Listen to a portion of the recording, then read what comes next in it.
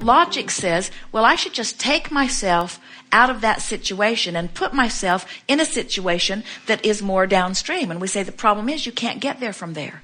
Because when you've been living something and beating the drum of it and observing it and therefore activating a vibration within you that says I'm not free, you can't find something more free. In other words, even if you went to work for yourself, you would not be more free. We're not kidding you about that, because you can't get to a freer condition from a place of not feeling free. So what you have to do is, standing right where you are, find a different vibration about it. The other day, here's a good example. Because Jerry and Esther are free. They make all of the decisions about their life experience. All of them. All of the decisions. So the other day they were in San Diego, and it was a beautiful day, and they were sitting in the monster bus, and Jerry had done his part on the weekly tape process and had handed it off to Esther, and it needed to be in the FedEx box that day in order to keep their commitments to the people who are in the process, in order for it to get delivered on time. So Esther had said to Jerry, if you can have it to me by 11 o'clock, I can get it in the FedEx box by 4:30. And so he had been working and had finished it and handed it off to Esther. And now she has her headphones on and she's beginning her process. And she's sitting down now. It is a beautiful day. The windows are open. She can see sailboats going by. She's sitting in her bus. And Jerry announces, I think I'm going to take a walk. And Esther felt not very free in that moment. Jerry was going to go. Now, never mind that he'd been working. Never mind that he worked while she was sleeping. He was going to go take a walk. And so Esther felt not as free as she wanted to be, because her own commitment was binding her. So she said, go and have a nice time. No, she said, go and have a nice time. And I will sit here in my martyrdom and keep my commitment. And as she sat there and she watched him walk away, he just looked too darn happy. He just sort of did everything short of skipping off into the sunset. She could see him, and then she saw him go out the gate, and then in a few minutes she saw him going by those who were flying kites. In other words, she could see him out there in the world having a very nice time. And then she thought, now wait a minute. Abraham says, make peace with where you are. And I am where I am. In other words, I'm not going to not do this. I am going to do this. So I have the option of doing it, which I am going to do, and complain while I'm doing it. Or I have the option of doing it and feeling something less than complaining while I'm doing it.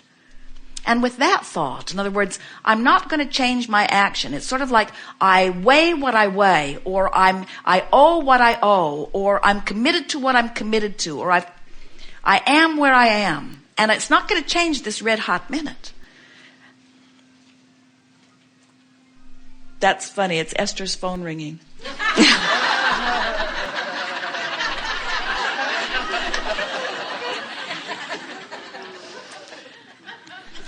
I am going to do what I am going to do. But I can do it feeling bad, or I can do it feeling better. And so she sat there and she thought, there's no place better to be working than right here. Look at this view. And then she thought, I'm sitting in utter comfort. Look where I'm sitting. And then she thought, I have this magnificent machine that makes this such an easy job.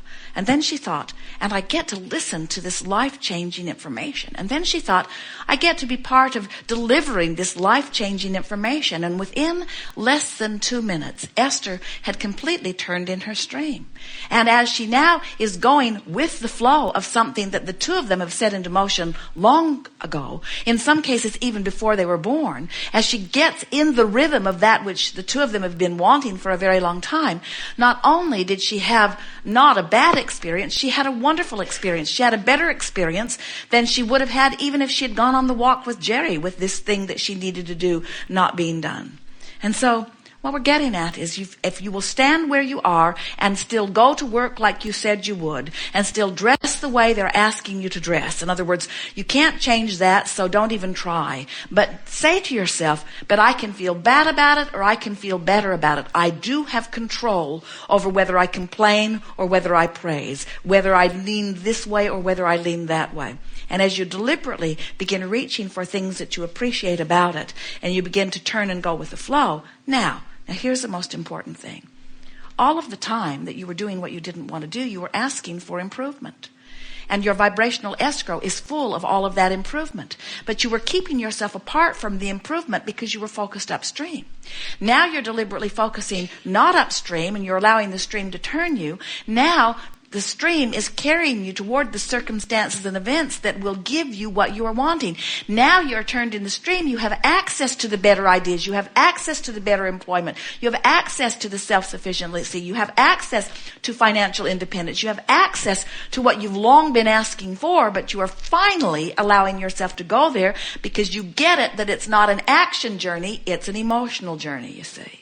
You heard us say earlier that you don't have to necessarily find positive thoughts and put a motor on your boat and get moving that way. You just have to stop doing the negative stuff. You just have to distract yourself from what's bothering you. But the trouble with that when someone is seriously ill is that not only are the things that have been bothering them still bothering because they still have the same rotten relationship, or they're still mad at their government, or they still don't have enough money, but now they're sick on top of that. And so now they've got doctors usually showing them x-rays or blood tests that cause them to point even more upstream. And so instead of offering less resistance after the diagnosis, they usually offer more resistance. And so that's why it seems so incredible to people to hear us say that you are such a short distance away from complete healing if you would just stop going upstream and allow yourself to begin going downstream. We would also like to say, and we're going to get really specific about your question, we would also like to say that the more your life has caused you, through its contrasting pieces, to ask for more.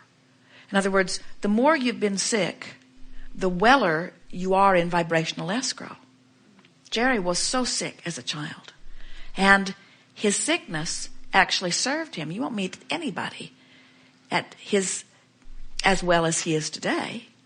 But it was because his life experience as a child caused him to put so much more energy into vibrational escrow. And when he was able to release resistance, his wellness became exaggerated beyond that which normal people would live. You get a sense of what we're talking about. Yeah. So now to get to the specifics. So let's say someone has one of those big diagnoses. And your question is, so how could they be distracted from all of that? And we say it's a little tricky because not only do they need to be distracted from the illness itself, which is hard to do because it's showing up, but they have to be distracted from what caused the illness to begin with. And it would have been a lot easier to do it before the illness manifested. But the good news is most people won't try as hard before the illness manifests. Now they've got greater reason to be more deliberate about their thought. The other, next important thing we want to say is that distraction, and this is the reason that we're talking to all of you in the way that we are today. So many try the impossible. They say, all right, now after I've been practicing upstream thoughts for a very long time, and all the people around me are practicing upstream thoughts, that's kind of who I hang out with. Now, all of a sudden, on a dime, I'm going to turn around and start practicing downstream thoughts. And we say, no, you're not. That's not logical, it's not practical, and law of attraction isn't going to help you because law of attraction is going to keep bringing you thoughts like you've been thinking. So that's where making peace with where you are is so important. That's where understanding the stream is so important. Understanding your true legacy is so important. Understanding what your emotions mean is so important. So when you begin saying things to yourself, such as negative emotion means I'm upstream and softer means I'm turning downstream. So now you begin making this an emotional journey rather than an action journey. You begin making it about the way you feel, which means you begin making it about your vibration, which means you begin to allow yourself to turn in the stream rather than about action that isn't going to get you where you want to be. It's like we said to our friend just now. You just can't get there from there. So we teach meditation because it's really easier to teach people to have no thought than to have pure positive thought.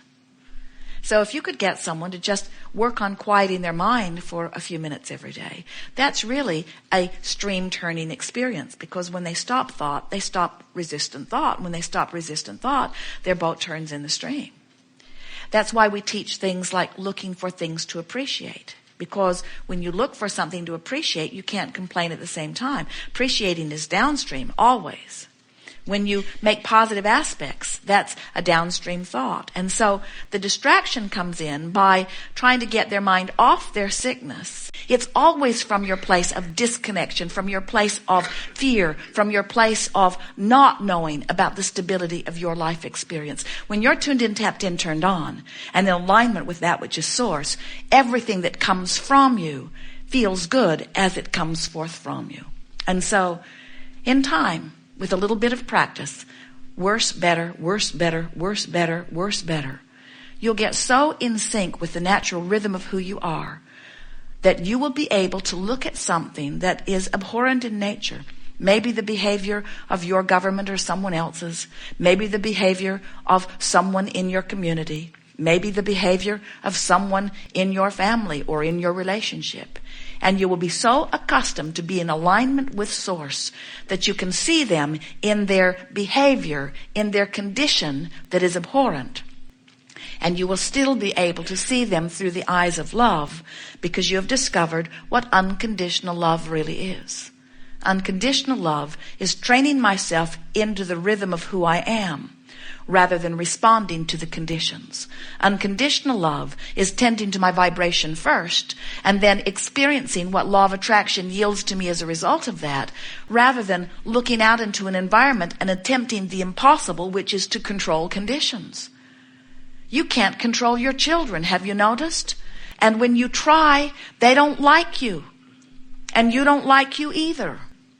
When you understand that they've got guidance within them, and when you let your dominant intent be to live your life by example, which is to get in the flow of that which you are and be in alignment with that which you are as much as you can. When you set that example for your children, you teach them self-sufficiency. You teach them the only place that they will ever really find freedom and empowerment. You teach them that freedom and empowerment comes from personal alignment, and then they can go out into the world without hating and without altering conditions, and they can live happily ever after, going with the stream, living out the legacy that they set forth even before they were born into this body, and that they have added to every waking moment since. We've just given to you the best version that we've ever given of how this all fits together and of who you are. You are source energy in physical bodies, and life is supposed to be good for you. And if it isn't, it is your doing. Because everything that you are living and everything that you are feeling is about only two factors: how fast your stream is flowing and which way you're pointed in it. And you've got control of both. Your life caused you to make your stream go the speed that it is going, and the direction or choices that you are making, all is well with you? The direction or choices that you are making are what are responsible for the way the stream is carrying you or beating you up. And now you know that. You will never again feel negative emotion and not know the simple truth that it tells you is that you are bucking the current of who you've become. In other words, you are defying something that you have already become, and you just can't do that and feel good. You got to turn and go with the flow. And all day here today, we'll chat with you about how to do that relative to the subjects that are important to you. There is nothing that is off limits here. Every question is eagerly welcomed. You will notice the perfect unfolding. And of course, you're getting the theme of this gathering, aren't you? The art of allowing. The art of allowing myself to go in the direction of that which I truly am. How good is that? You are pure positive energy children. You are very much in touch with your source energy. I'm working to get in touch with my source energy. I think we all do pretty well, downstream or upstream. Yes. I'm making a bigger issue of this than I need to make, downstream or upstream.